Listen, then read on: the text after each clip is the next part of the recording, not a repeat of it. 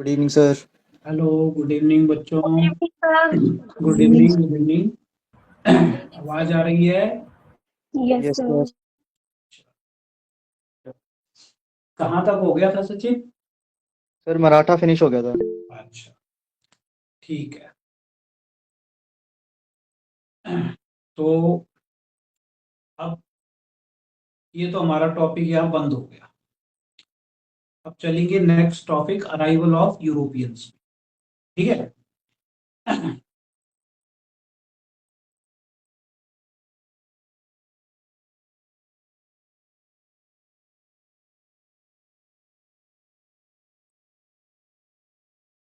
Arrival of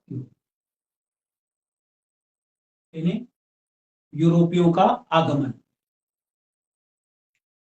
arrival of Europeans, यूरोपियों का आगमन। ठीक है। Yes sir. अब देखो, इसको मतलब एक सरसरी निगाह इस पे डालेंगे, क्योंकि इसे तुम पढ़ते ही रहते हो। ये जीके के पॉइंट ऑफ व्यू से इंपॉर्टेंट होता है टॉपिक पूरा।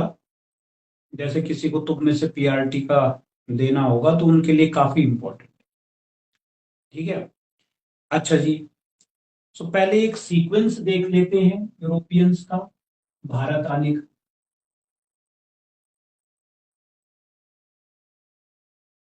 कि वो लोग किस सीक्वेंस में इंडिया आए। So we, it is known to all, Portuguese were first to come India. पुर्तगाली जो है पहली यूरोपीय शक्ति थी जो भारत आई। तो the at the top there is Portuguese.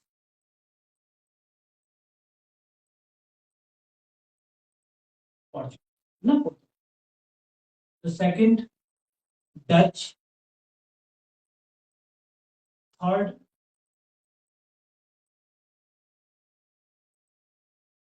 English. And fourth, then and fifth, French.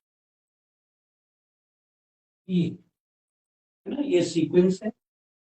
तो सबसे पहले पुर्तगाली आए, फिर डच आए, फिर ब्रिटिश आए, फिर डेनिश आए, और फिर फ्रेंच। ओके। तो एक ओवरव्यू ले लेते हैं। भाई जो डच थे वे भारत जो है 1503 में आए। Dutch established their first warehouse in 1503. So that was the very beginning of 16th century. ये 16वीं शताब्दी की शुरुआत थी जब डच भारत में आए, है ना। तो यानी कि डच भारत 16वीं शताब्दी की शुरुआत में आए। अच्छा, उन्होंने पहली फैक्ट्री कहां पर लगाई थी अपनी? कोचीन में। कोचीन, यहाँ पे जो ये ब्रैकेट में साइट लिखी गई है, so this is their site of outlet. यहाँ पर उनका पहला आउटलेट लगा। ठीक। फिर उसके बाद डच आते हैं। तो डच लोग भारत 1605 में first time they established their warehouse. पहली बार उन्होंने अपना वेयर हाउस 1605 में लगाया था। तो कहां पे लगाया था? मसूलीपट्टनम में। मसूलीपट्टनम। ठीक है। उसके बाद आते हैं इंग्लिश, अंग्रेज। तो अंग्रेजों ने वैसे तो, है ना, अपना जो पहला वेयर हाउस था, दे setup it in 1611 at Masulipatanam, but it was not legal warehouse, or we can say the permanent warehouse. It was like touch and go, मतलब परमानेंट नहीं। तो फर्स्ट ब्रिटिश और इंग्लिश परमानेंट वेयर हाउस वो setup इन सूरत इन 1613। तो पहला जो उन्होंने अपना परमानेंट वेयर हाउस लगाया सूरत में।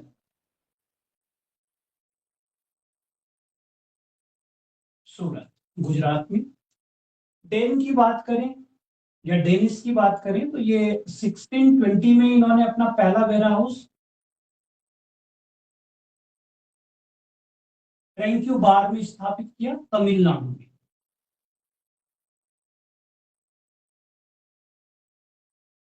तमिलनाडु, ठीक है। और फ्रेंच ने अपना पहला वेयर हाउस 1667 में स्टैब्लिश किया, दैट वाज इन सूरत।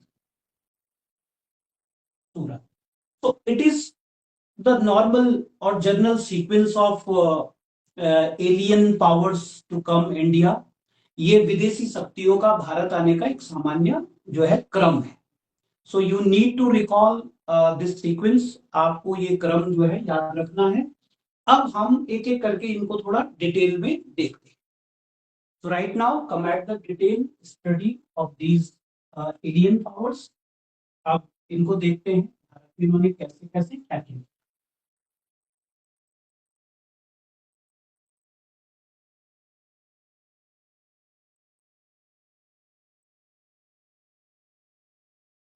ठीक है। अच्छा, बहुत सारी नई बातें मैं आपको बताऊंगा आज के इस एपिसोड में, है ना। बहुत सारी नई चीजें हम सीखेंगे। तो are you ready to learn Yes, sir. Them all? Yes, sir. Good. ठीक है, तो पहले पुर्तगालियों से, है ना, पोर्चुगीज।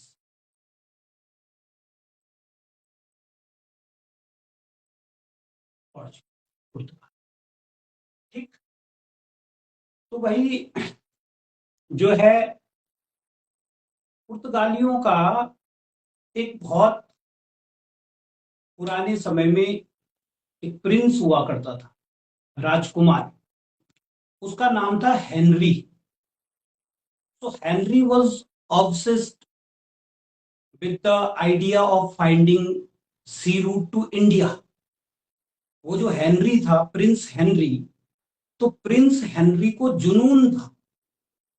वो ये कहता था कि मैं किसी भी तरह से भारत जाने का समुद्री रास्ता खोजूंगा। And that's why he was popularly known as navigator. So his full name became Henry the navigator. But before his dream could come true, he died. इससे पहले कि उसका सपना पूरा होता वो मर गया। तो वो तो गया। अब इसके बाद क्या हुआ कि 1487 में 1487 में पुर्तगालियों ने एक दूसरा व्यक्ति भेजा, ठीक है, जिसका नाम वार्थोलोम्यू डियाज था, कि भाई तुम भारत के लिए रास्ता ढूंढो। अब वो व्यक्ति जो है he came up to the southern tip of Africa. वो अफ्रीका के दक्षिणी छोर तक पहुंचा। And like he crossed the coastal line of entire Atlantic ocean. तो मतलब एक तरह से देखा जाए तो वो अटलांटिक ओशन को पार कर चुका था। And almost he entered into the Indian ocean. So we can see he was the first European to make his approach up to the Indian Ocean from Atlantic Ocean. तो वो पहला European आप उसको मान सकते हैं जो अटलांटिक ओशन से इंडियन ओशन तक पहुंचा। But reaching there he lost his hope. उसको नाउम्मीदी लगी कि इससे आगे कुछ नहीं है और हम नहीं जा सकते हैं। तो उसने वो जो सदर्न टिप ऑफ अफ्रीका था उसका नाम रखा cape of storm. Cape of storm उसने कहा, किसने? वार्थोलोम्यू डियाज ने। तो वो भी वापस आ गया। इसके बाद आता है Vasco da Gama. So Vasco da Gama started his voyage with the sponsorship of King Manuel First.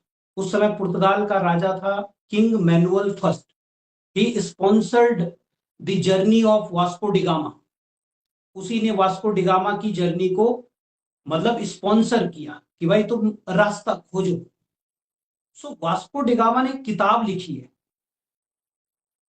कोई बता सकता है वास्को डिगामा की बुक का नाम क्या है? हम्म? वास्को डिगामा की बुक का नाम है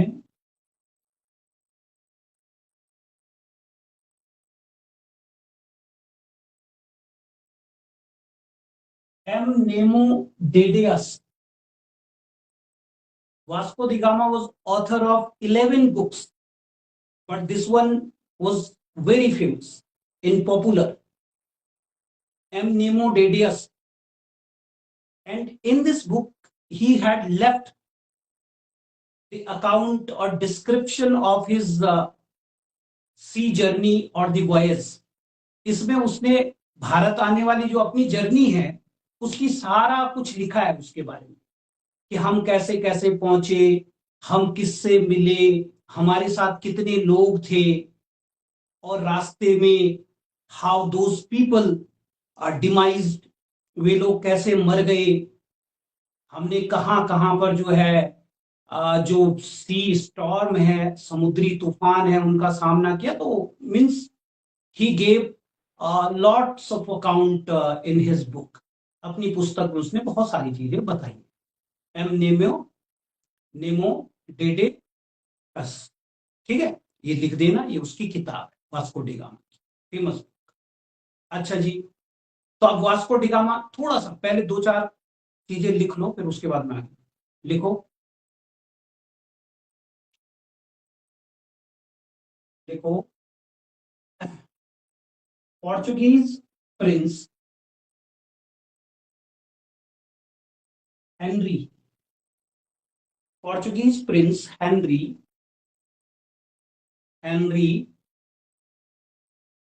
was keen, KEEN, was keen to discover sea route to India। पुर्तगाली राजकुमार हेनरी भारत के लिए समुद्री मार्ग, भारत के लिए समुद्री मार्ग खोजने, भारत के लिए समुद्री मार्ग खोजने में बहुत उत्सुक था, बहुत उत्सुक था। He is popularly known as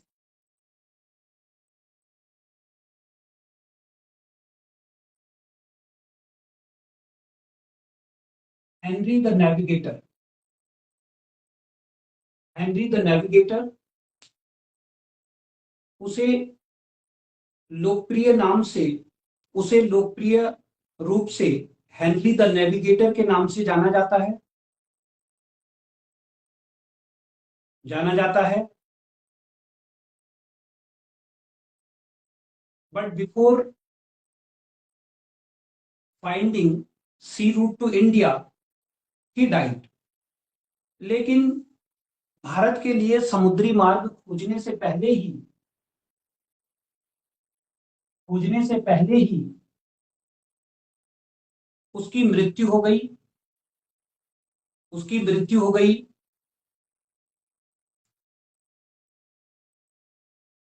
हो गई। अब नेक्स्ट पॉइंट लिखो।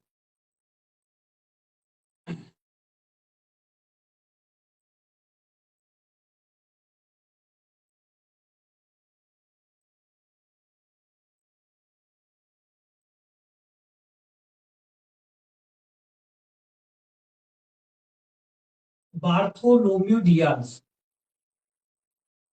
Bartholomew Diaz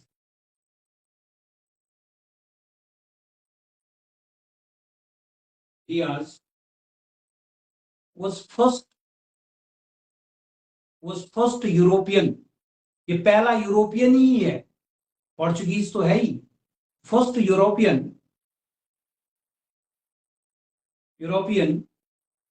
to reach up to southern tip of South Africa या अफ्रीका। बार्थोलोम डियाज डियाज पहला यूरोपीय था जो जो दक्षिण अफ्रीका के या अफ्रीका के दक्षिणी छोर तक पहुंचा पहुंचा पहुंचा He named it the Cape of Storm.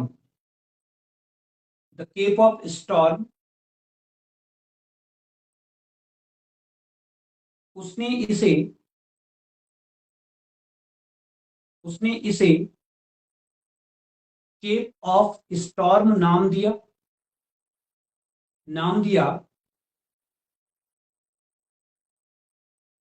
which was later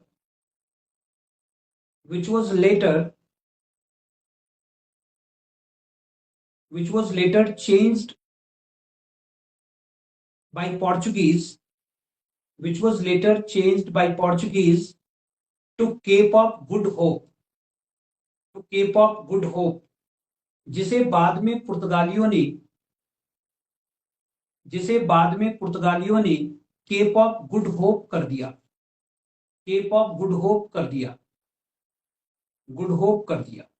good hope HOP Hope Cape of good hope कर दिया।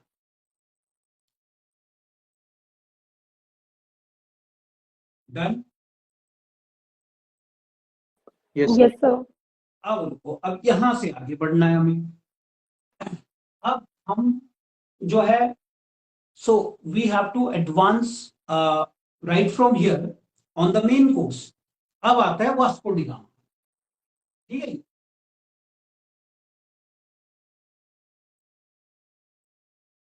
अब डालो heading Vasco D gamma.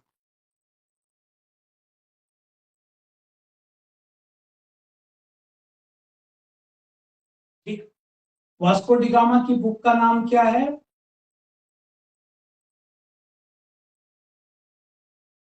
M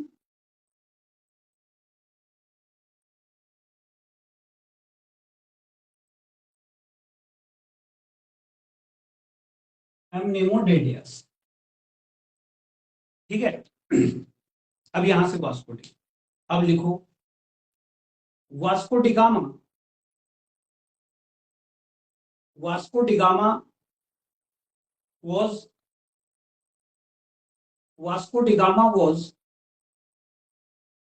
was first Portuguese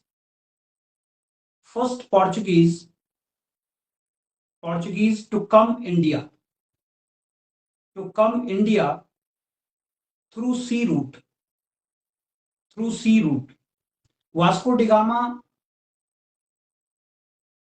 समुद्री मार्ग से भारत आने वाला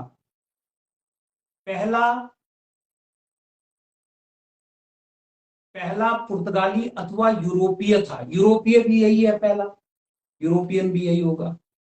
पहला पुर्तगाली अथवा यूरोपीय था।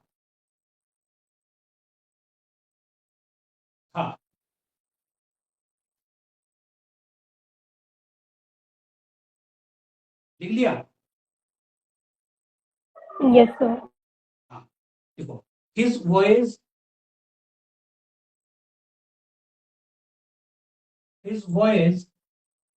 समुद्री यात्रा, his voyage was sponsored by Portugal king Manuel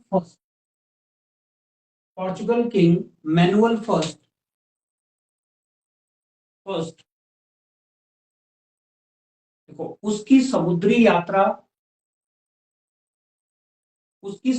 यात्रा को पुर्तगाल के राजा मैनुअल फर्स्ट द्वारा प्रायोजित किया गया था। पुर्तगाल के राजा मैनुअल फर्स्ट द्वारा प्रायोजित किया गया था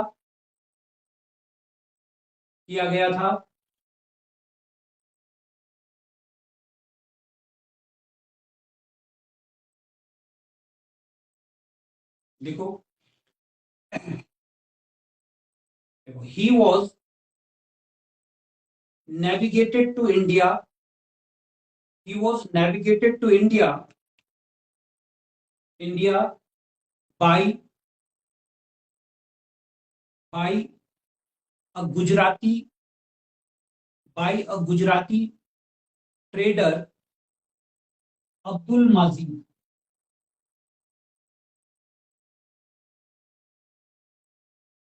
अब्दुल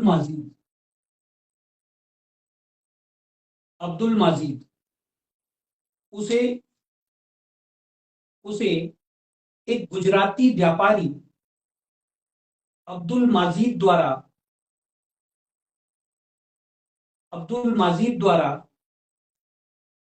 भारत का रास्ता बताया गया था, मतलब वो उसको यहां तक लाया, बताया गया था।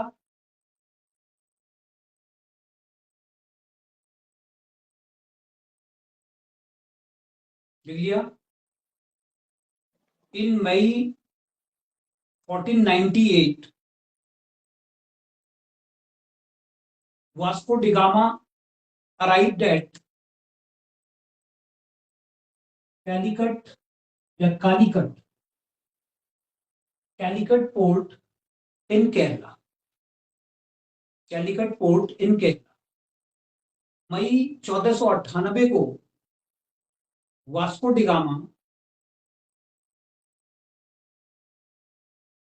केरल के कालीकट बंदरगाह पर पहुंचा।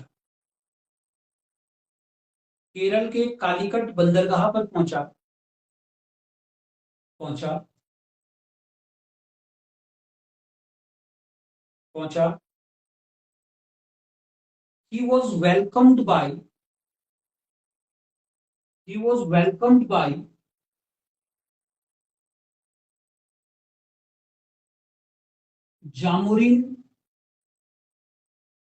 Jamurin of Calicut. जामुरीन का मतलब होता है राजा। In the Malayalam language, Jamurin sends the Raja. But who was the Raja? Who was the Jamurin of Calicut? His name was Manna Vikram.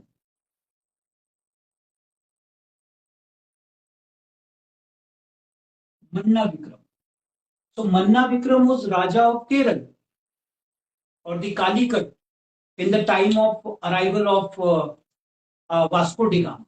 He welcomed him. उसने उसका स्वागत किया।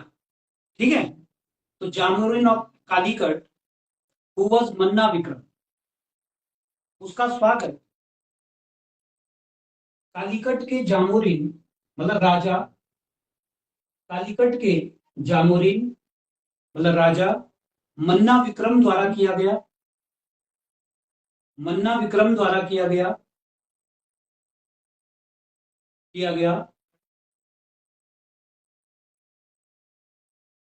डन। Yes sir. ओके, तो यहां तक हम देखते हैं कि वो जो पोर्चुगीज हैं they arrived India in the dawn of 15th century, 15वीं शताब्दी के। अभी 1498 का मतलब क्या हुआ? 15वीं शताब्दी का अंत हो रहा है ना। So in the end of 15th century they arrived India, वे भारत आए, तो जामोरिन ने उसको वेलकम किया। So if we look at the political arena of India in the time, so what was the big power of India in the time? उस समय भारत में बड़ी शक्ति कौन थी? 1498 की बात हो रही है। So we are talking about this time 1498. So who was the big power? Definitely during this period Delhi Sultanate was running. Delhi सल्तनत चल रही है and Lodi dynasty was in power in Delhi. Delhi में लोदियों का शासन था, and you might have heard the name of Sikandar Lodi. Sikandar Lodi was sultan of Delhi. Sikandar Lodi Delhi का सुल्तान हुआ करता था. So we need to recall this thing. को आप याद रखिए कि जब वास्को डिगामा भारत आया, so Delhi was under Lodi dynasty and Sikandar Lodi was ruler of Delhi. So please note this point. देखो, when Vasco da Gama arrived India,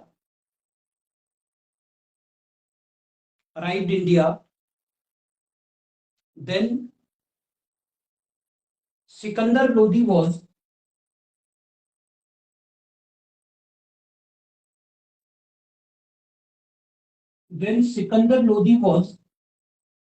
Sultan of Delhi. जब वास्को डिगामा भारत पहुंचा तो उस समय सिकंदर लोदी दिल्ली का सुल्तान था. दिल्ली का सुल्तान था.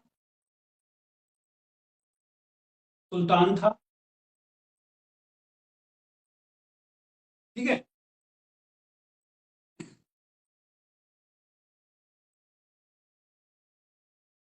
अब ठीक. अच्छा, अगर मैं आपसे, मतलब मैं I just put a question in front of you.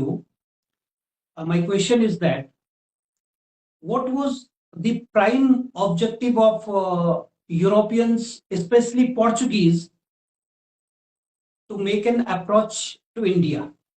पुर्तगालियों का भारत आने का उद्देश्य क्या है? सर ट्रेडिंग और स्पाइस. मैंने ऑप्शन कहाँ दिए?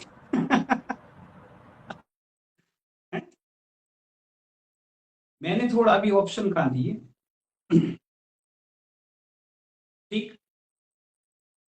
अब देखो, अब जैसे मैं ऑप्शन देता हूं आप, and then you have to pick up the answer out of them. पहला ऑप्शन है मेरा, they wanted to eliminate trading hegemony of Arabian traders from Indian ocean. एक, सुन लिया कि वे हिंद महासागर से अरब के व्यापारियों के डोमिनेशन, मतलब प्रभुत्व को समाप्त करना चाहते. One, option one. Option second,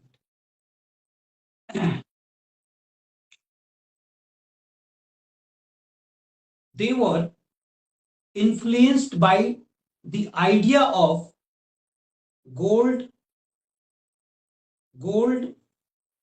God and glory. Gold, God and glory, 3G. Baba, 5G.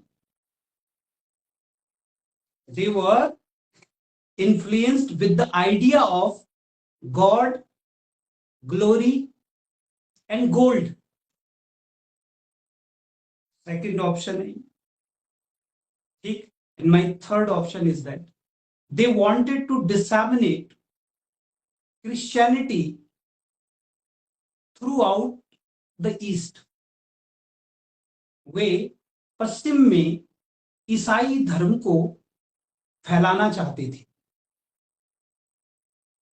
ठीक है. And right now you have to choose your option out of these three statements. So my first option is that 1 and 2. Second, only third. Option C, 2 and 3. Option D, 1, 2, 3. Sir, 1 and 2. The first 2 and 3. The 2 and 3. Only third.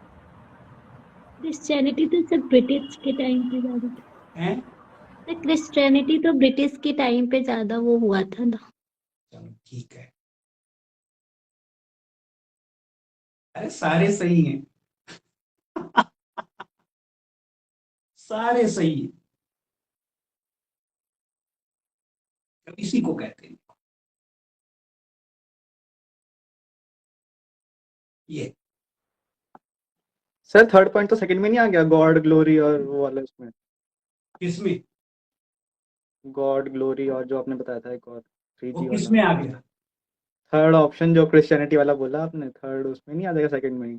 उसमें तो God आया ना, gold थोड़ा ना आया। तो अब sir उसको क्रिश्चियनिटी वाला छोड़ो, जो थर्ड ऑप्शन था वो सेकंड में नहीं हो जाएगा? ये नहीं, ऐसा this is not right way to think of it.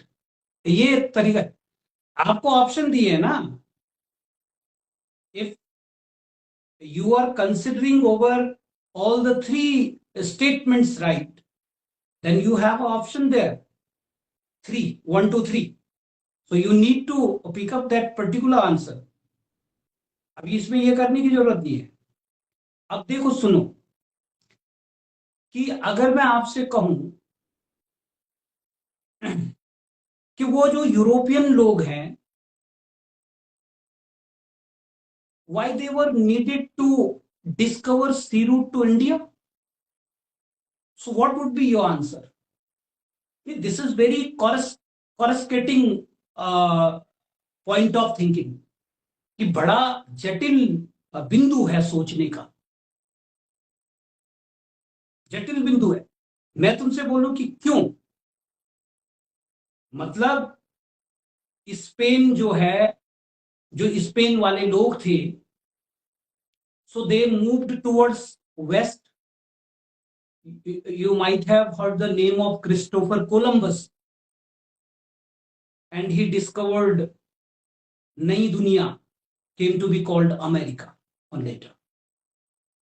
In the Vasco da Gama belonged to Portugal, and he came up to India. वो भारत आया। तो ये जो लोग थे, already they were running into the trade with India in the very ancient past, like from the time of Harappan period, and you might have see the traces of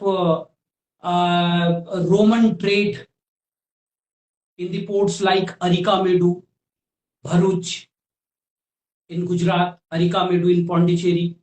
तो Roman व्यापार तो तब से चल रहा था, from the time of Mauryas, मौर्यों के समय से।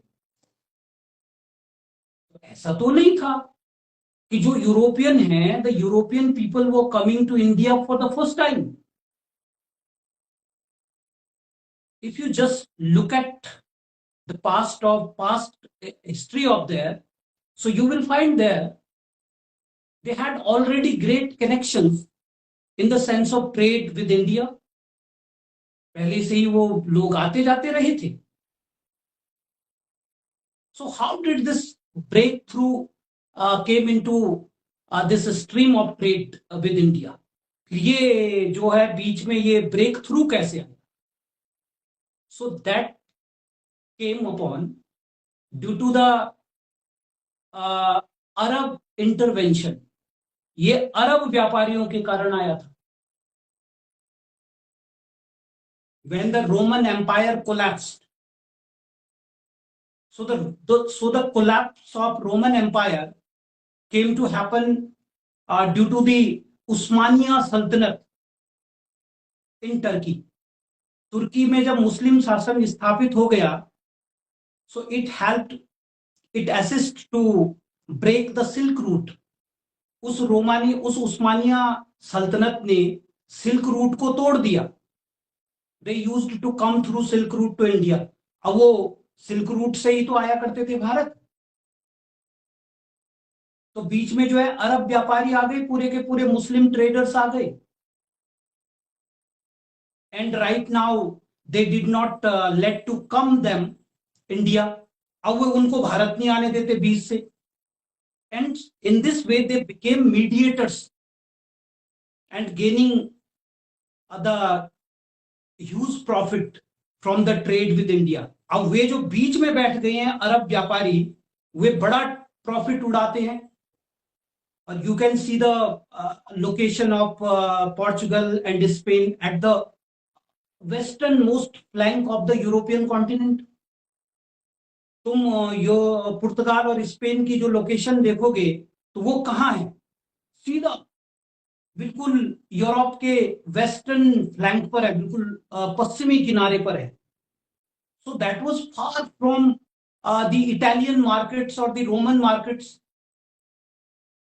तो वो तो इटली से बहुत दूर हो गया, रोम से बहुत दूर हो गया. वहां तक जब कोई भी इंडियन स्पाइसेस पहुंचेंगे, कोई भी इंडियन जो आर्टिकल्स हैं वो उतनी दूर पहुंचेंगे तो क्या होगा, क्या होने वाला है, their prices will be hiked. उनके जो कीमतें होंगी आसमान छूने लगेंगी. तो इसका मतलब हुआ कि अरब के व्यापारियों के साथ उनका 36 का आंकड़ा था. According to them the Arabians broke their trade. अरबों ने ही उनके व्यापार को खत्म किया था. तो they wanted to defenestrate Arabian hegemony from Indian Ocean. इसलिए वो इंडियन ओशन से अरबों की जो प्रभुत्व है उसको खत्म करना चाहते हैं. ये उनका एम था एक. So we can not deny for this statement. Okay. The second, they were sponsored, their journeys were sponsored by rajas. उनकी जो जर्नी होती थी उनको राजा स्पॉन्सर करते थे. तो तुमने यूरोप में कंसेप्ट सुना होगा, if you might have gone through your history book of 9th class or the 10th class world history. तो वहां एक कंसेप्ट था. वो कंसेप्ट था होली किंग या होली एम्पायर, पवित्र रोमन साम्राज्य, पवित्र साम्राज्य, पवित्र राजा. तो ये पवित्र राजा का क्या मतलब, पवित्र राजा का क्या मतलब है? It means the king was convocated by pope. जो राजा होता था उसे पोप के द्वारा गद्दी पर बिठाया जाता था. He used to sprinkle the holy water upon him. वो उसके ऊपर पवित्र जल का छिड़काव करता था. इसका अर्थ निकला कि लोगों के बीच धर्म के आधार पर राजा को मान्यता दिलवाई जाती थी.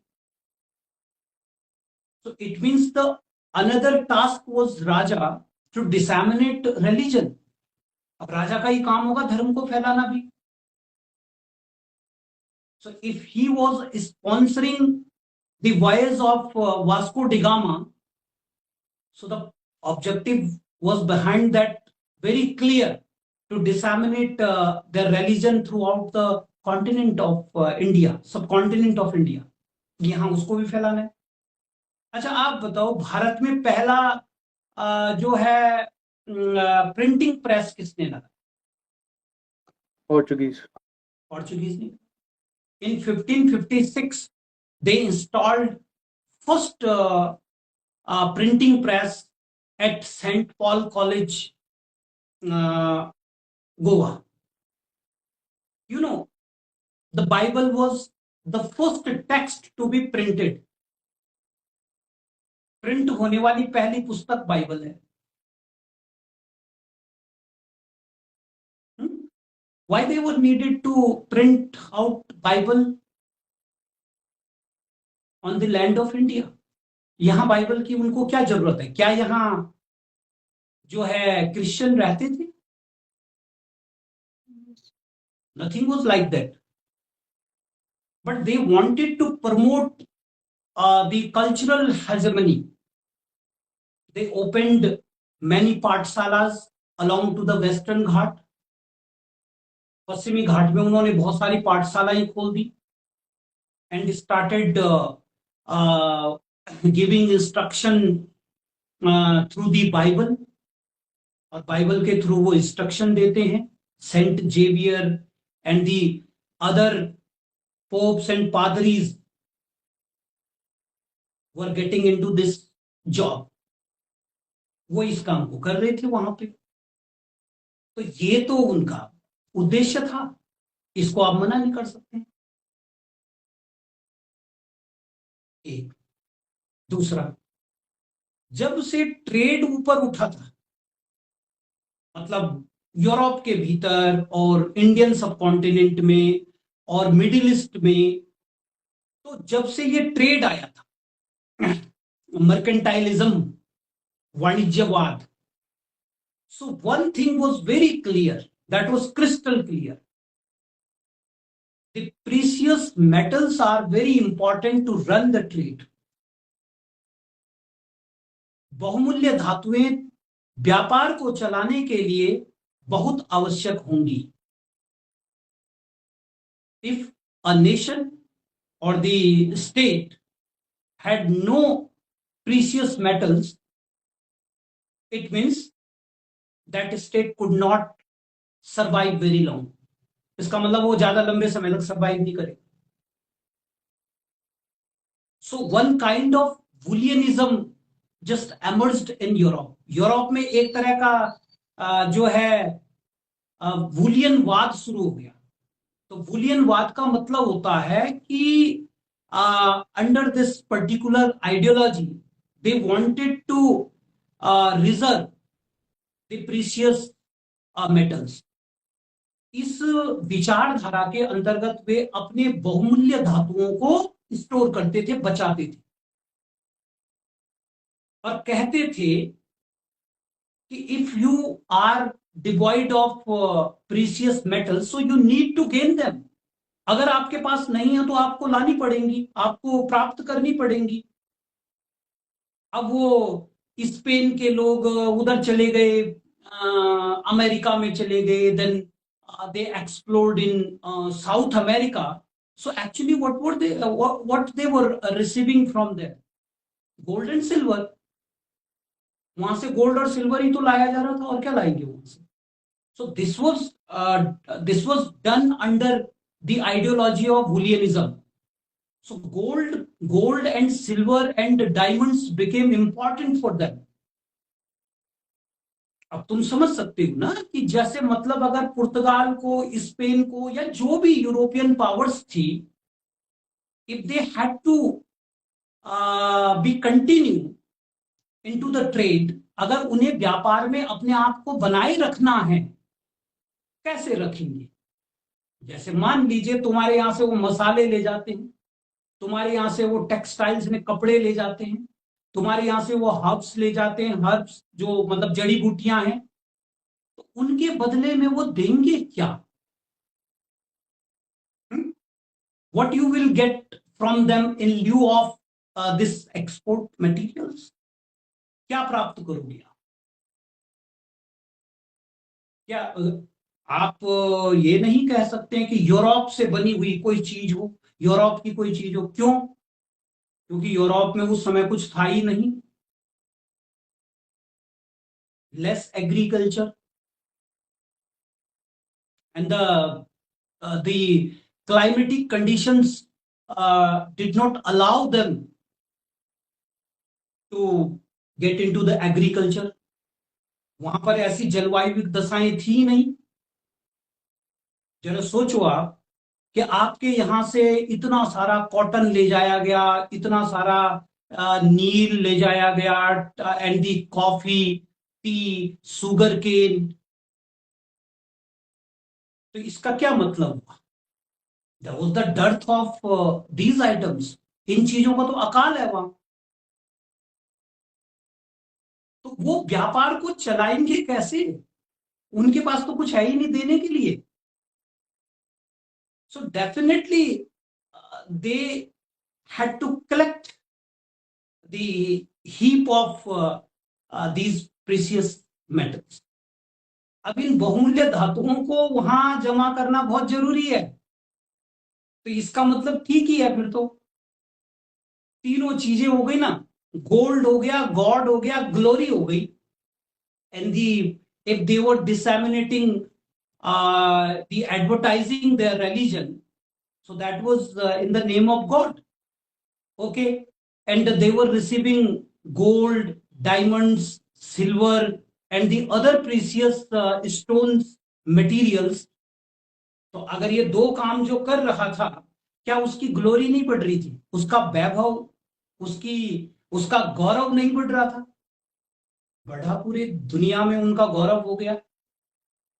It is also, did you get my point? Yes sir. Yes, sir. अब Yes, क्लियर sir. हुआ ना? तो देखो ये मतलब दिस इज क्रिटिकल थिंकिंग, ऐसे सोचना शुरू करो, ये तब बात बनेगी, ठीक है? खैर, तो भाई अब पुर्तगालियों ने ये नया रास्ता ढूंढा, इसने वास्को डिगामा ने, यहां तक हमारा कंप्लीट हो गया। अब वास्को डिगामा क्या करता है? Vasco da Gama state in Calicut for around 2 years, लगभग 2 वर्षों तक वो वहां पे रुका, है ना? And he understood the political conditions, climatic conditions and economic conditions of the state.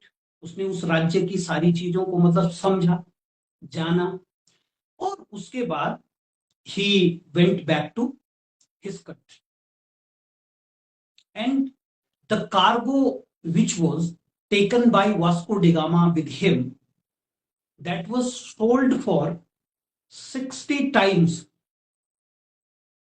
of the expenditure of his journey. जितना सामान वास्को डिगामा यहां से ले गया था, उस सामान को बेचकर उसकी यात्रा में लगने वाले पूरे खर्च के 60% मुनाफा हुआ। So now here they understood the leverage of Indian trade. वो समझ गए कि भारतीय व्यापार का भाई कितना फायदा है। So he suggested his monarch, we don't need to stay here anymore in Portugal and rush to India. Bharat चलो। In 1502, the Vasco da Gama revisited India, and now he got permission from Jamuri Manna Vikram to establish a warehouse in Cochin. So in 1503, he successfully established the first Portugal warehouse in Cochin. और 1503 में उसने जो है पुर्तगालियों का पहला कारखाना कोचीन में लगा। In the next year, means later on 2 years, in 1505, he established one more warehouse at Kannanor. फिर उसके बाद कन्नानौर में भी लगा दिया एक कारखाना उसने। और then the state of Portugal started sending their governors to India to manage the company work, और उसके बाद उन्होंने अपने गवर्नर्स को भारत भेजना शुरू कर दिया। ठीक है, तो यहां पे लिखो, क्या लिखा था आपने last point? Right. So when Vasco da Gama arrived India, then Sikandar Lodi was Sultan of Delhi. Next point देखो, in 1502 Vasco D gamma revisited India. 1502 में वास्को डी गामा पुनः भारत आया, and now he got permission from Jamurin Manna Vikram. Now he got permission from Jamurin Manna Vikram to set up a warehouse मतलब factory, warehouse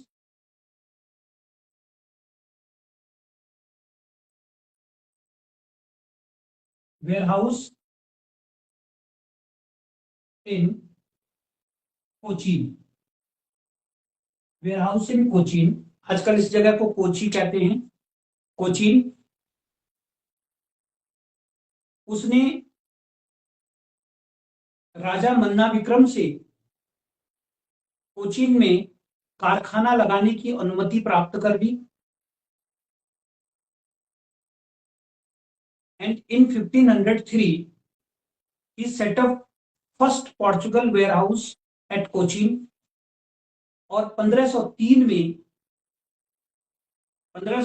में उसने कोचीन में पहला पुर्तगाली कारखाना लगाया।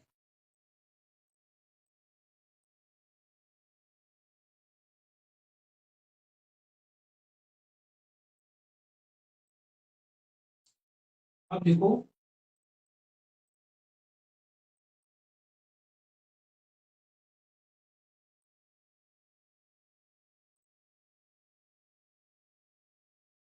पोर्चुगीज गवर्नर्स, पुर्तगाली governor,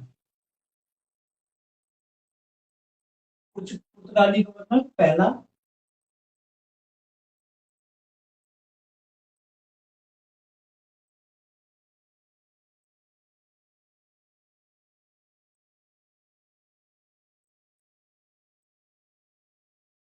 Francisco de Almeida.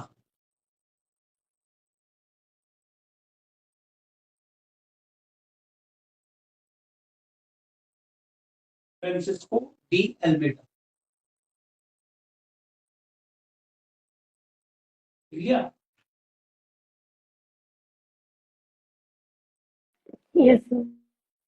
Okay, तो देखो ये आदमी क्या करता है, ब्लू वाटर पॉलिसी को लगाता, नीले जल की नीति। तो लिखो, he brought blue water policy, वह नीले जल की नीति को लाया लाया लाया। This policy is also known as peace water policy. इस नीति को शांत जल की नीति भी कहा जाता है, शांत जल की नीति भी कहा जाता है,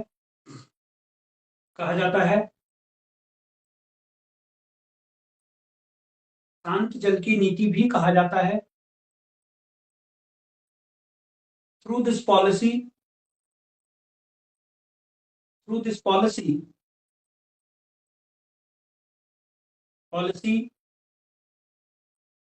Portuguese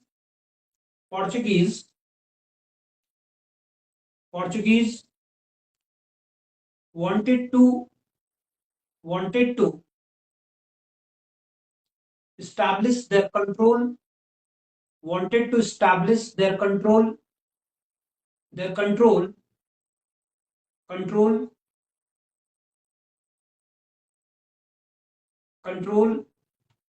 over the trade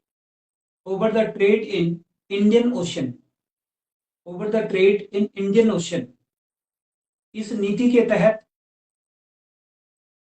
पुर्तगाली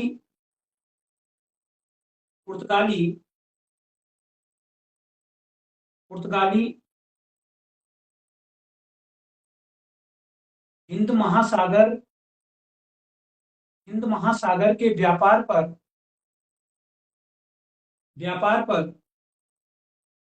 अपना नियंत्रण स्थापित करना चाहते थे।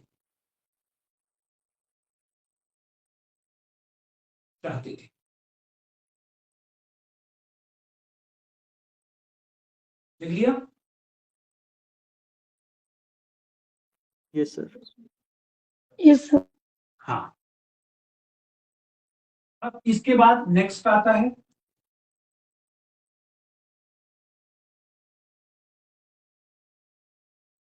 Alfonso D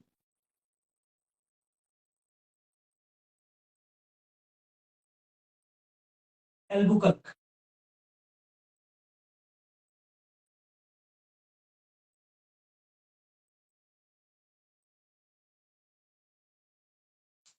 Alfonso D Albuquerque,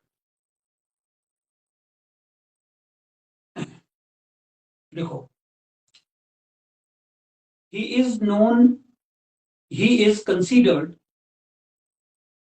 real founder of Portugal power in India. इसे भारत में पुर्तगाली सत्ता का वास्तविक संस्थापक माना जाता है। He is considered real founder of Portugal power in India.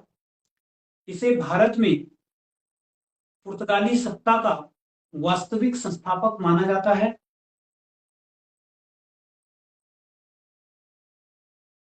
है। ही रिमूव्ड ब्लू वाटर पॉलिसी। इसने नीले जल की नीति को हटा दिया।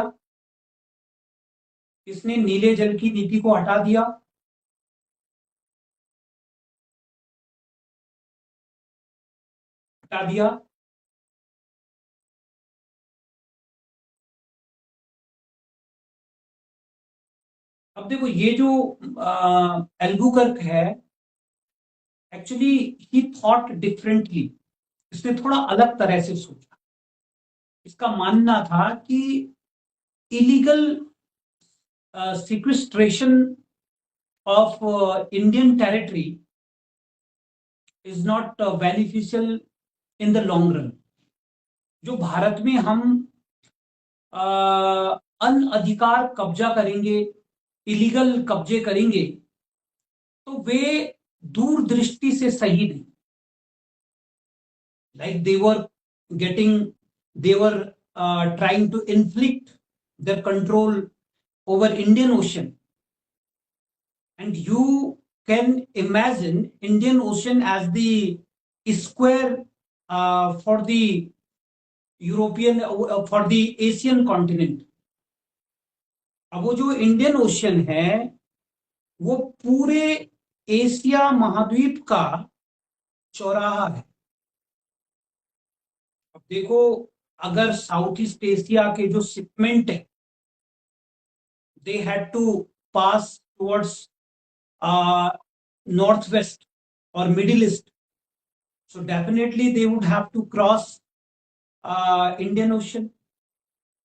If the African shipments to come India, so they had to come through Indian Ocean.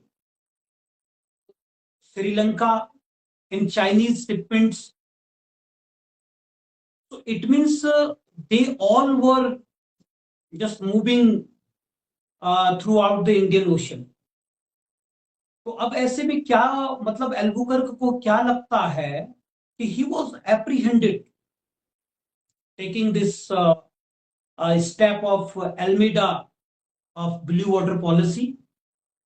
उसको लगता था कि भाई कहीं ऐसा ना हो कि जो अरब के शासक हैं, जो इंडिया के शासक और श्रीलंका के, इंडोनेशिया के और अफ्रीका के जो रूलर्स हैं, they could create a joint front against Portuguese. So it would be difficult for them to get their roots deep into the Asia. फिर ये तो बड़ा मुश्किल हो जाएगा उनके लिए एशिया में अपनी जड़ें जमाना, क्योंकि जो एशियन रूलर्स होंगे तो वे यूनाइट हो सकते हैं, वे एक ज्वाइंट फ्रंट बना सकते हैं। अगर वे सारे राजा मिल जाएं तो भाई तब तो पुर्तगाली उनको नहीं हरा पाएंगे। So taking this view back in the mind, this Albuquerque just dislodged the blue water, इसको इसने हटा दिया। So right now he was looking for some permanent settlements, permanent Portugal settlements in India. वो चाहता था कि भारत में पुर्तगालियों के स्थायी जो है ठिकाने बने। तो स्थायी ठिकाने बनाने के लिए वो कहता था कि वहां पे जो लीगल हमारी एक लिनिएज होनी चाहिए। तो he encouraged marital relations between Indian females and Portugal mails.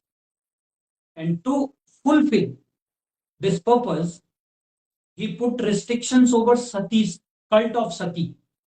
इस चीज को पूरा करने के लिए उसने सती प्रथा पर प्रतिबंध लगाया जहां पोर्चुगल एरिया थे उनमें, एंड ही एंडोर्स्ड और दी supported widow remarriage, widow remarriage को सपोर्ट किया, and the establishment of church was taken rapidly। चर्च स्थापित किए गए क्योंकि ऐसे विवाह करने के लिए चर्च चाहिए। तो many times is just introduced like a social reformer in India. कई बार इस आदमी को भारतीय इतिहास में ये कहकर इंट्रोड्यूस करते कि वो सोशल रिफॉर्मर था, but his intention was not good in respect to India. अब भारतीयों के संदर्भ में तो उसके जो इंटेंशन थे वो अच्छे नहीं थे, इरादे, वो तो अपना बेनिफिट देख रहा था। ठीक है, तो ये काम इसने किया। तो यहां नीचे लिख दो, देखो, Albuquerque Albuquerque encouraged marital relations between Albuquerque encouraged marital relations between Indian males, Indian females and Portugal males। Albuquerque ने भारतीय महिलाओं और पुर्तगाली पुरुषों के बीच वैवाहिक संबंधों को प्रोत्साहन दिया, वैवाहिक संबंधों को प्रोत्साहन दिया।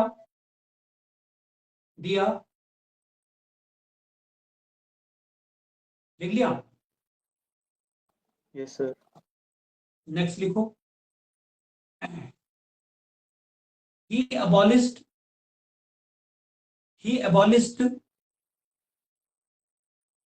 cult of sati, CULT, cult बने प्रथा। he abolished cult of sati in Portugal areas। उसने पुर्तगाली क्षेत्रों में सती प्रथा को समाप्त कर दिया।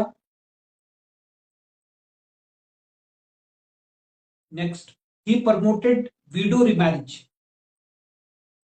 उसने विधवा विवाह को प्रोत्साहन दिया। ही प्रमोटेड विडो रिमैरिज। उसने विधवा विवाह को प्रोत्साहन दिया।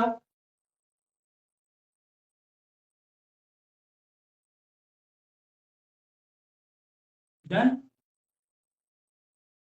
Yes, sir. Yes, sir. अब जो सबसे इंपॉर्टेंट काम है उसका, the means in respect of expansion of Portugal territory, so that in 1509 he conquered Diu। 1509 में उसने दीयू को कब्जा कर लिया। इन 1510 he conquered Goa from the Bijapur ruler Yusuf Adil Shah। So this is a very important point। देखो, in 1509 he conquered Diu। in 1510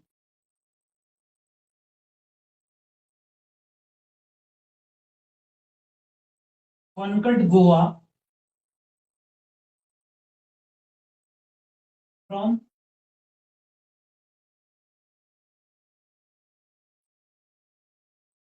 Bijapur ruler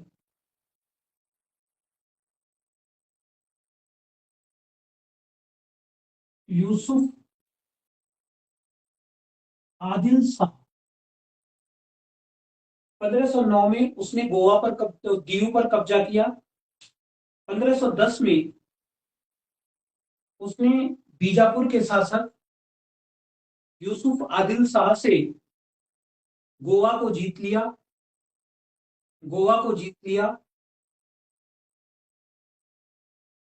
जीत लिया।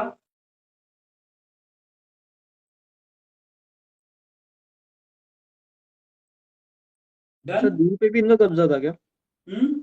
दीव पे ruler कौन था?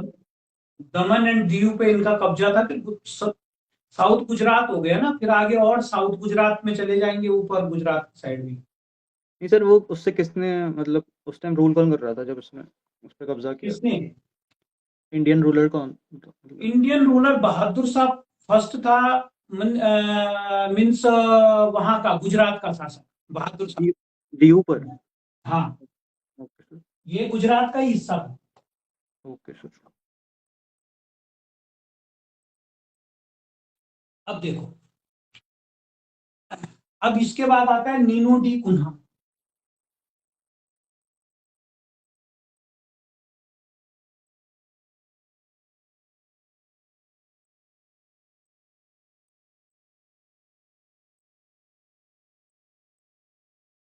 ठीक है। अब इस आदमी का एक ही उदाहरण देखो, इसके बाद बहुत सारे आए, ठीक, बट देवर इनकॉम्पिटेंट। मतलब जो एल्बुकर के सक्सेशर हुए, है ना, तो वे योग्य नहीं थे।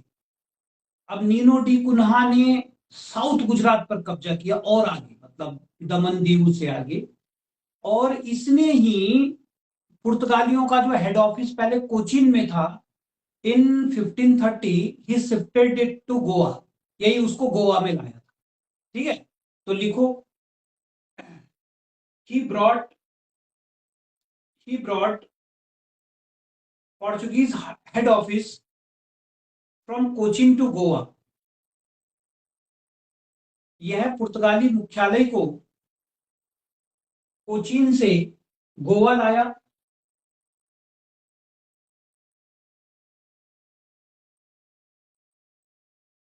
कोचीन से गोवा लाया कब? इन 1530। अब नेक्स्ट लिखो, he killed Gujarat ruler Bahadur Shah. इसने गुजरात के शासक बहादुर शाह की हत्या कर दी। And captured on southern Gujarat. तथा दक्षिणी गुजरात पर कब्जा कर लिया। In captured on southern Gujarat, तथा दक्षिणी गुजरात पर कब्जा कर लिया।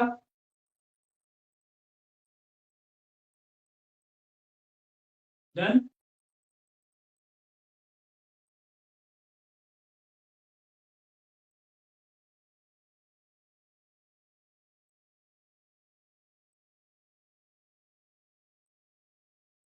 So these are the important pieces of information about Portuguese governors from my side. And now we come at the things which were brought to India by Portuguese. अब उन चीजों को देखते हैं जो पुर्तगाली भारत लाए। तो लिखो, Portuguese brought following things to India. पुर्तगाली निम्नलिखित चीजों को भारत लाई।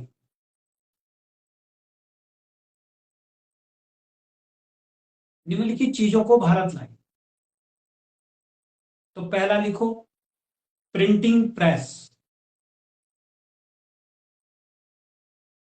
So first printing press was installed in 1515। 1556. Where? Goa. Goa, saint Paul college. तो पहली प्रिंटिंग प्रेस 1556 में गोवा के सेंट पॉल कॉलेज में स्थापित की गई थी। ठीक। And Bible was first text was to be printed. और इससे प्रिंट होने वाली पहली पुस्तक थी Bible. That was translated in Kannada and Malayalam. और इसे कन्नड़ तथा मलयालम भाषा में अनुवाद कर दिया गया। अब एक बात बताओ, क्या उनका उद्देश्य धर्म को फैलाना नहीं था? हाँ जी सर। Yes sir. हाँ, वरना उसको ट्रांसलेट करने की जरूरत क्या पड़ रही है? ठीक। नेक्स्ट लिखो, दे ब्रॉट फॉलोइंग क्रॉप्स। वे निम्नलिखित फसलों को लेकर आए। टोबैको, यानी तंबाकू, पोटैटो, आलू, कॉर्न मक्का,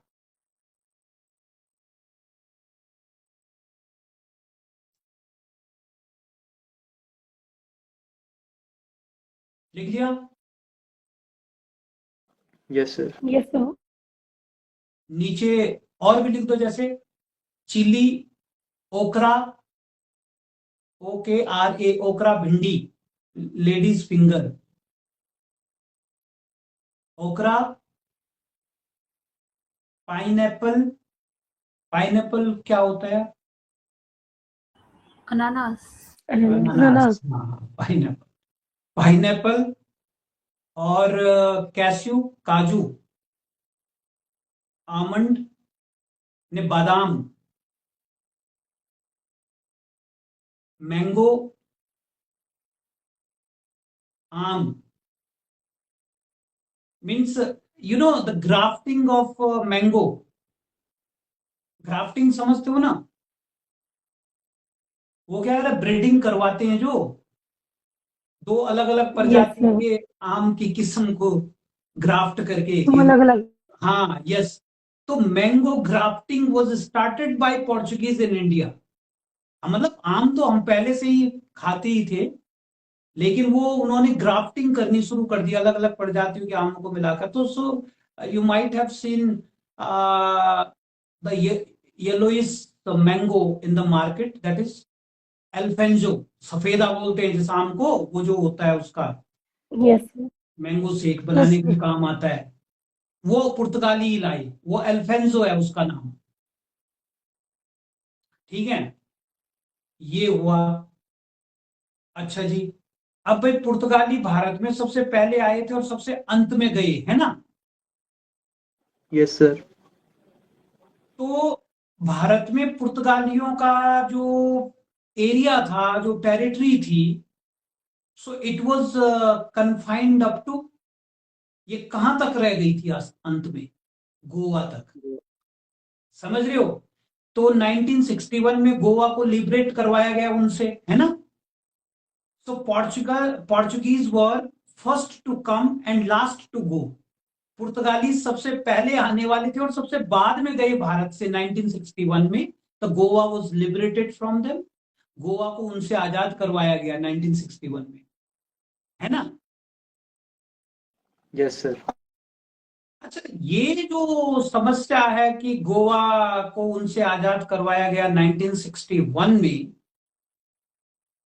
तो इंडिया की पॉलिटिक्स के पॉइंट ऑफ व्यू से ये क्या, मतलब किस तरह की चीज थी? उनका स्टार्टिंग पॉइंट ही गोवा था मेन, और फिर उनकी प्रेस थी, उनका जो क्रिश्चियन वो था रिलीजन, वो वहां पे बहुत अच्छे से स्प्रेड हुआ होगा। एक बात बताओ, सुनो, ये जो हम गोवा को 1961 में आजाद करा रही हैं, so it it could have been create political chaos between India and Pakistan. Pakistan यूं नहीं कहेगा कि गोवा में भी तो मेरा हिस्सा होना चाहिए। अरे मेरी बात समझ में नहीं आ रही आपको? 1947 में जो भारत आजाद हो गया है, so we have taken that India back from Britishers, okay, but right now we were restoring Goa. तो गोवा में भी तो पाकिस्तान को हिस्सा मिलना चाहिए। Pakistan could have claimed it, yes sir, yes sir. है ना? अब इस बिंदु पर सोचना आप लोग कि यार ये तो वास्तव में बड़ी पक्की बात थी। वो तो बोलेगा कि जब भारत के टुकड़े हुए हैं और हमें भी हिस्सा मिला, तो गोवा में भी तो हमारा हिस्सा होना चाहिए। ये यस सर। इंडियन पॉलिटिक्स के पॉइंट ऑफ व्यू से सोचने वाली बात ये है। पाकिस्तान कुड हैव क्लेम कर सकता था कि भाई तो इसमें भी मेरा हिस्सा होगा। ठीक है, तो ये मैंने आपको एक पॉइंट दे दिया सोचने का। और आप इस पर सोचना, जगह जगह से ढूंढना, तुम्हारा नॉलेज बढ़ेगा। ठीक है। यस अच्छा सर। जी, तो खैर अब ये पुर्तगालियों वाली बात यही करते हैं खत्म। अब नेक्स्ट चलेंगे डच।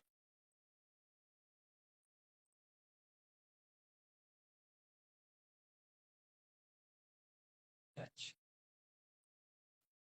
ओके। सो ये जो डच लोग थे, दे केम फ्रॉम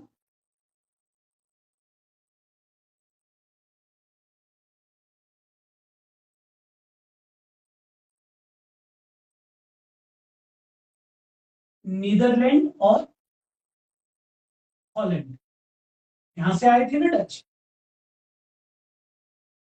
भाई पहले उसको हॉलैंड कहते थे, आजकल नीदरलैंड कहते हैं। तो Dutch came from this country, यहां से आए थे। अच्छा, सबसे पहले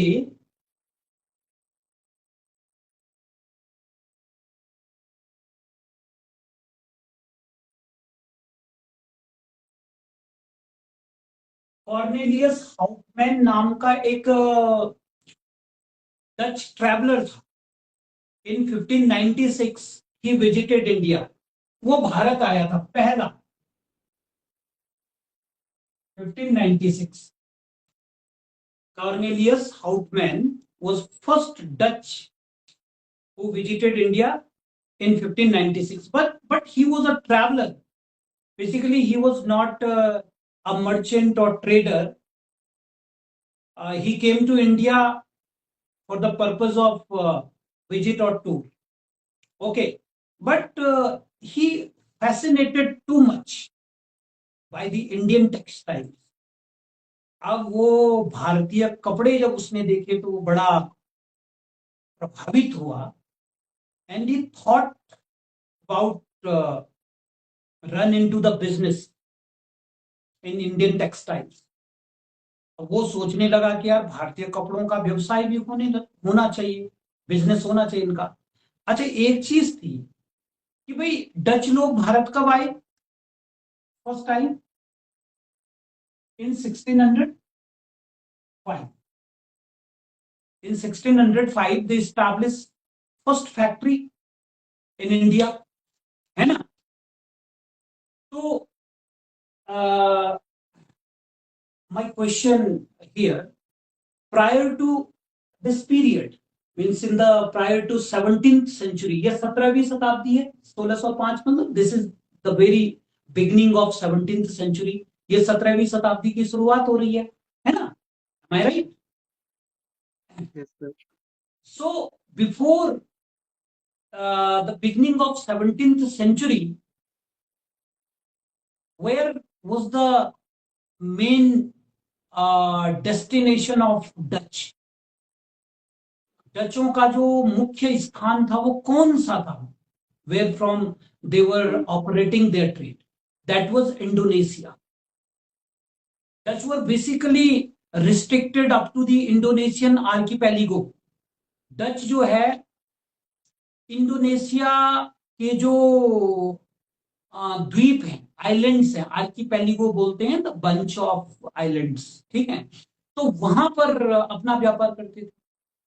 basically they trade in spices, वे मसालों का व्यापार। और आप समझ सकते हो कि the quality of spices of South East Asia was better than Indian spices. तो इसलिए डच तो वहां से व्यापार करते थे शुरुआत में। अब एक दिक्कत आती है कि जैसे मान लो जो डच कंपनी है, they were selling their products in the European market, and Portuguese also selling their product there, पुर्तगाली भी। तो ऑप्शन किसके पास थे ज्यादा? who are having the more options? जाहिर सी बात है पुर्तगालियों के पास। क्यों? पुर्तगाली क्या कर रहे थे? They were picking up the spices as well as textiles, herbs from India, but Dutch were relied only spices. तो अब अगर मैं आपको कहूं कि अगर हम यूरोप के भीतर डच और पोर्चुगीज कंपटीशन को देखेंगे, so you know the Dutch were just lagging behind, Dutch थोड़ा पीछे छूट रही. तो now they thought of business of textiles, Indian textiles, because of spice they had already the better quality spices. तो मसाले तो उनके पास पहले से अच्छी क्वालिटी गुणवत्ता के हैं, तो उनको तो वो चाहते नहीं है. उनको लगता है कि भारत से कपड़े उठाओ. So they kept this idea into their mind and moved to India. और इसलिए वे भारत. तो अब जैसा कि हम देखते हैं कि 1605 में दे एस्टैब्लिश्ड फर्स्ट फैक्ट्री और वेयर हाउस एट मसूलीपट्टनम. 1605 में उन्होंने पहला कारखाना मसूलीपट्टनम में. ठीक. And it's very surprising, with in the fold of very shrinking time span, their outlets sprang up throughout India. बहुत कम समय में उनके जो आउटलेट्स हैं पूरे भारत में फैल गए.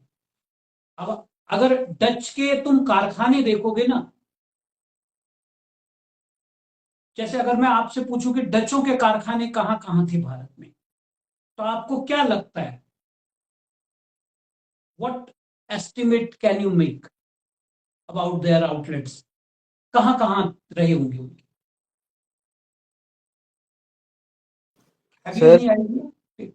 हाँ बताओ सचिन. ईस्ट की तरफ ही होंगे क्योंकि वो साउथ ईस्ट में ट्रेड कर रहे थे, तो south It means east. you have no clear idea. Yes sir. हम्म? अब देखो, आप चकित हो जाओगे जब मैं बताऊंगा. देखो, मैं एक साइड से चल रहा हूं और आप देखो हैं. Look at the location of their outlets in India. Bengal से चलते हैं. इन बंगाल, चिंसूरा एंड पीपली. तो बंगाल में उनकी प्रेजेंस है. Okay.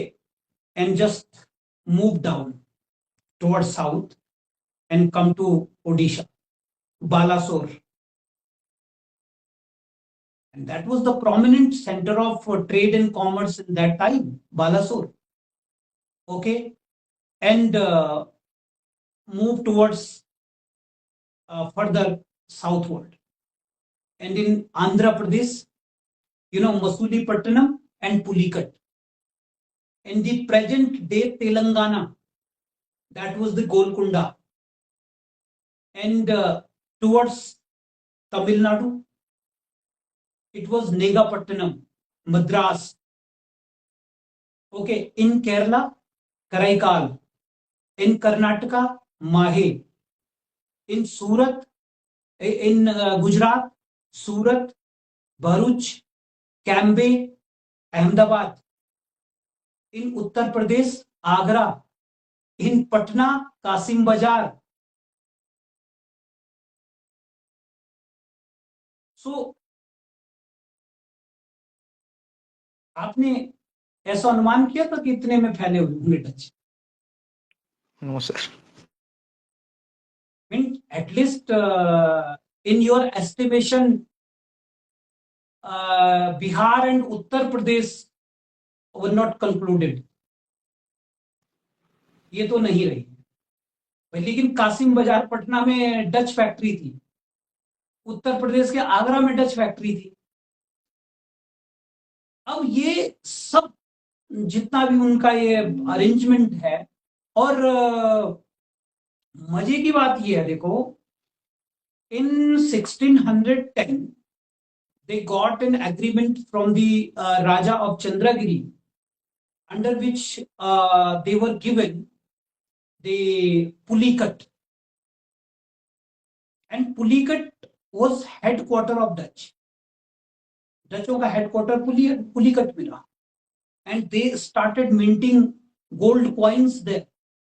Those gold coins are called pagodas. उन्होंने वहां पर सोने के सिक्के ढालने शुरू किए, उनको पेगोडा कहते थे. तो पेगोडा नाम के जो सोने के सिक्के हैं वो डच से रिलेटेड है. डचों ने यहां पर सिक्के डाले. तो it means the Dutch were enjoying overwhelming territory of India. ये चीज थी. अच्छा जी, अब डचों के साथ जो राइवलरी है वो है अंग्रेजों. तो अगर हम डच और ब्रिटिश राइवलरी को देखें, डच और अंग्रेजों की जो प्रतिद्वंदता है या दुश्मनी है उसको देखें, तो that set out from Indonesia. वो इंडोनेशिया से ही चली आ रही थी. And that particular event in which the rivalry started is called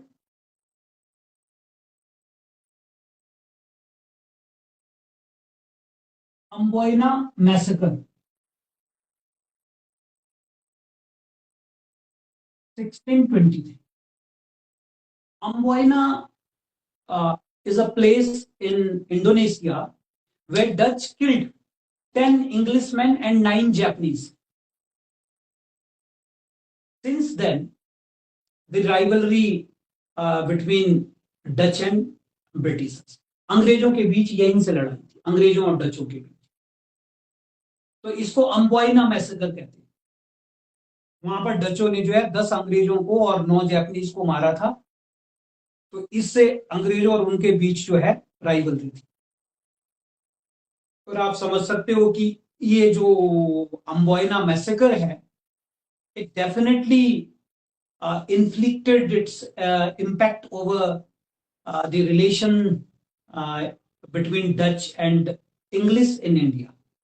और ये जो अम्बोइना नरसंहार है, इसने भारत में भी डच और अंग्रेजों के संबंधों पर पड़ा.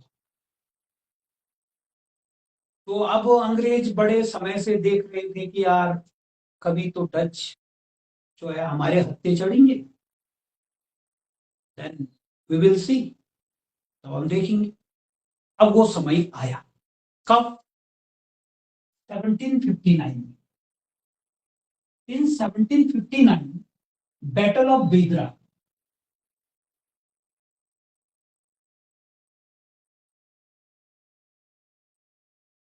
in 1759 battle of Bedra took place.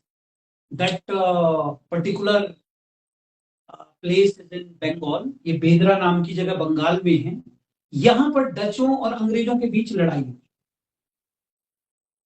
And the Dutch encountered overwhelming defeat. डचों की जबरदस्त हार हुई. अच्छा जी, so what was the cause of this battle? इस युद्ध का कारण क्या था? You might have heard the name of Mir Jafar, Nawab of Bengal.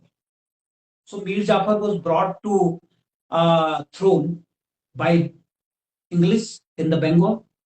Mir Jafar को गद्दी पर किसने बिठाया था वहां बंगाल में? अंग्रेजों ने, है ना. But now Mir Jafar started meeting to a Dutch. और अब उस मीर जाफर ने डचों से मिलना शुरू कर दिया. So the British East India Company apprehended their relationship. अब ब्रिटिश ईस्ट इंडिया कंपनी थोड़ा उनके रिलेशनशिप को लेकर शंका हुई. और देखो, मीर जाफर ये सोचता था, he thought it, कि with the help of Dutch I can expel English from Bengal. कि इस डचों की सहायता लेकर हम अंग्रेजों को बंगाल से बाहर भगा देंगे, ये वो सोचता था. So before he could do it, British defeated Dutch. British ने डच को ही बाहर कर दिया. तो इस लड़ाई में वो तो गए. ठीक है, एक काम करना मैं यहाँ पे इसके बाद तो उनका साम्राज्य खत्म। एक काम करना है, जितनी मैंने जगह बताई ना कि डच फैक्ट्री कहां कहां थी, वो करनी है, क्वेश्चन आर्क। ठीक है, तो मैं लिखूं या लिख लिया आपने?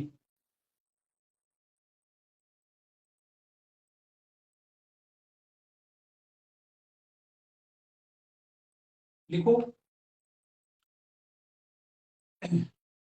Before before 17th century,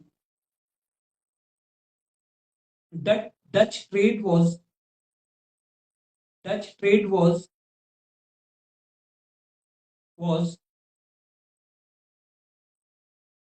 Dutch trade was running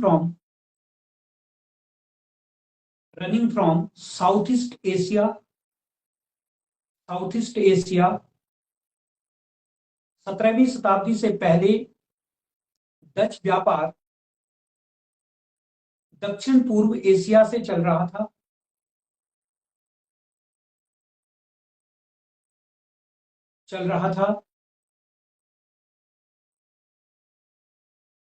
But in the beginning of 17th century,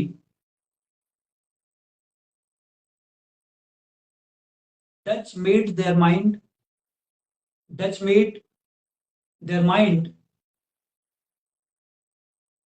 mind to come into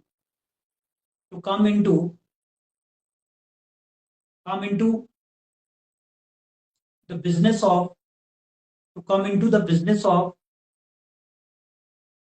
of Indian textiles।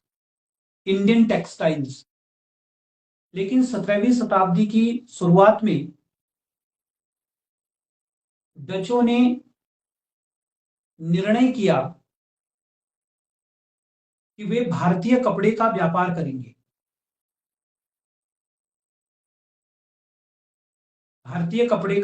करेंगे। Then in the beginning of 17th century they came to India। और तब वे 17वीं शताब्दी की शुरुआत में भारत आए। 17वीं शताब्दी की शुरुआत में भारत आए। लिख लिया?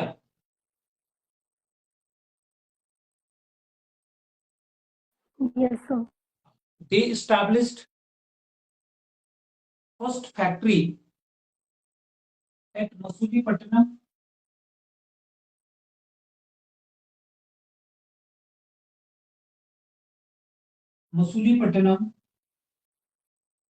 in 1605।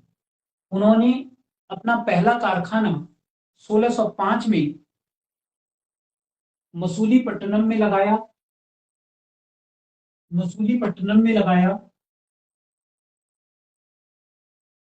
लगाया।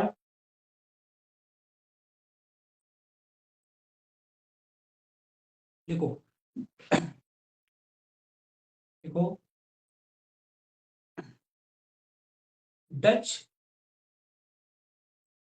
Dutch warehouses were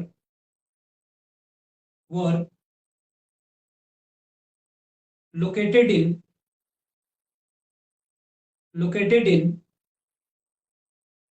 following places। Dutch कारखाने निम्नलिखित स्थानों पर थे। तो अब जैसे डच कारखाने बंगाल से, तो बंगाल में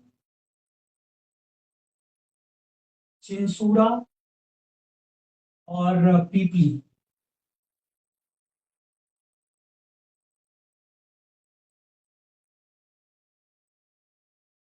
ओडिशा, बालाशोर।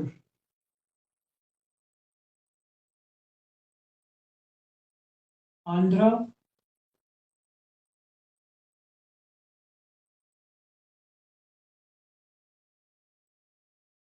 मसूलीपट्टनम,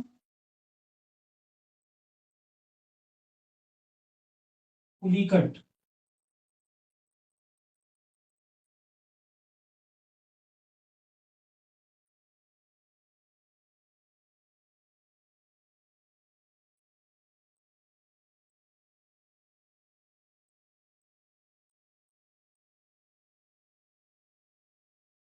ठीक है, वहां पे मैंने लिख दिया है minted gold coins here pagodas, pagoda नाम के सोने के सिक्के उन्होंने यहीं पे बनाए थे।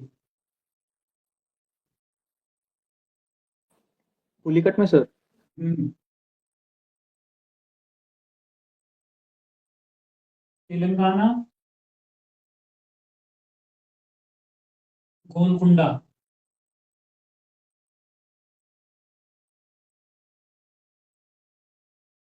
Tamil Nadu नेगापट्टिनम, Kerala Cochin Karaikal,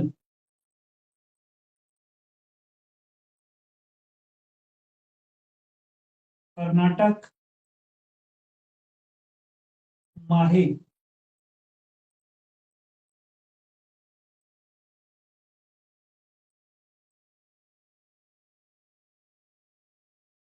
Gujarat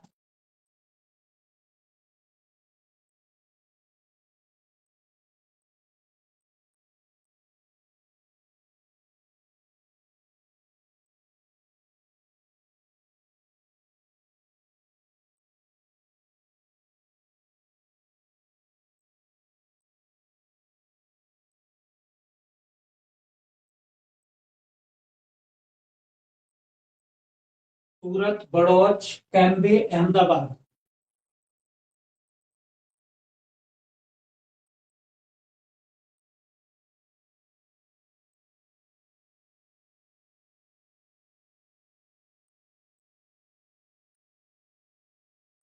UP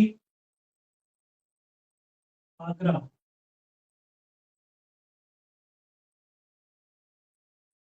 Bihar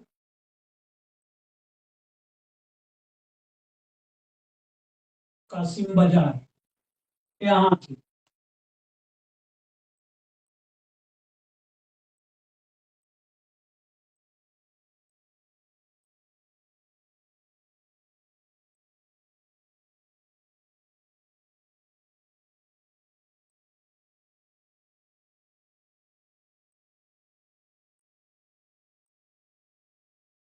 done. Yes sir. हाँ, इनको याद करना। से क्वेश्चन पूछता है वो कि डचों के भारत में कहाँ कहाँ कारखाने थे।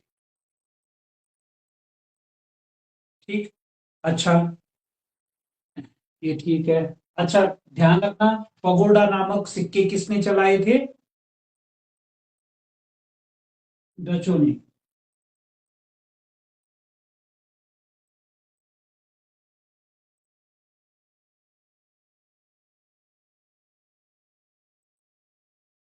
ये हो गया। अच्छा, अब जैसे यहाँ पे एंग्लो डच राइवलरी, आंग्ल डच प्रतिस्पर्धा, ठीक है, तो एंग्लो डच राइवलरी का संबंध है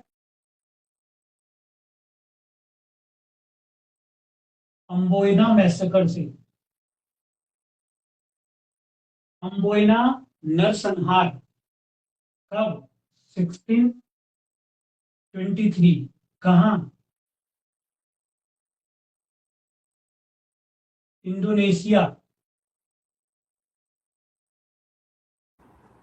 इंडोनेशिया में हुआ था। क्या हुआ था? डचों ने क्या किया था? They killed 10 10 English. Englishman and 9 Japanese. उन्होंने 10 अंग्रेजों 9 जापानियों को मार दिया था। इसको अम्बोइना मैसेकर कहते हैं। ठीक, और फाइनली लास्ट में क्या हुआ? Battle of Pedra. इधर। ये कब हुआ? 1759। किस किस के बीच हुआ?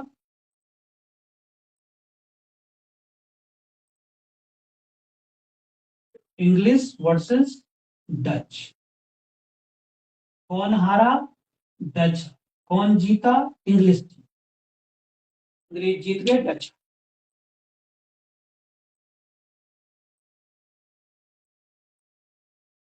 ठीक है। Yes sir. चल अब नेक्स्ट क्लास अल्टरनेट डे में होगी, ठीक है। अब परसों रहेगी क्लास, अल्टरनेट डे में चलेगी, ठीक है जी। सर MWF में यस ना, सर। TTS, MWF में, TTS में। अब देखो चल रही ना, आज संडे तो कल नहीं होगी, फिर परसों होगी, मंगल को, TTS में फिर बुध को होगी, नहीं फिर कब होगी, वीरवार को होगी, थर्सडे, एक दिन छूट। सैटरडे। एक दिन में आप अपना ये लेक्चर कवर करेंगे, पढ़ेंगे इसको, ठीक है। और जो है से आपको टाइम मिलेगा। Thank you sir. Thank you, sir.